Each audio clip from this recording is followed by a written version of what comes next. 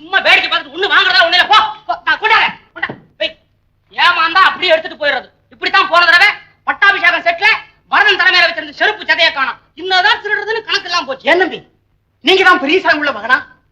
ஒத்துக்கிறதுக்கு ரொம்ப கேவலமா தான் இருக்கு. ஆனா உண்மை அதுதான். ஏன் என்ன தம்பி லட்சாதிபதிக்கு மகனா பிறந்து பிளாட்பாரத்துல கடை வச்சுக்கிட்டு? யோ, லட்சாதிபதி மகன் கடன் தான் வைக்கப்படாது. கடை வைக்கலாம், தப்பு இல்ல. கடை வைக்கலாம், தப்பு இல்ல. அதுக்காக பிளாட்பாரத்துல சமையல் பண்ணி புரியாத ஆளா இருக்கிற. எங்க அப்பனை தெரியுமா உனக்கு? தெரியும். உட்கார்ந்த இடத்துல 8 வட்டி வாங்குறவன். வட்டிக்கு பணம் வாங்கின அத்தனை பேரை ஒன்னா சேர்ந்து ஒரு நாளைக்கு பணம் இல்ல அப்படின்னு கையை உடிச்சிட போறான்.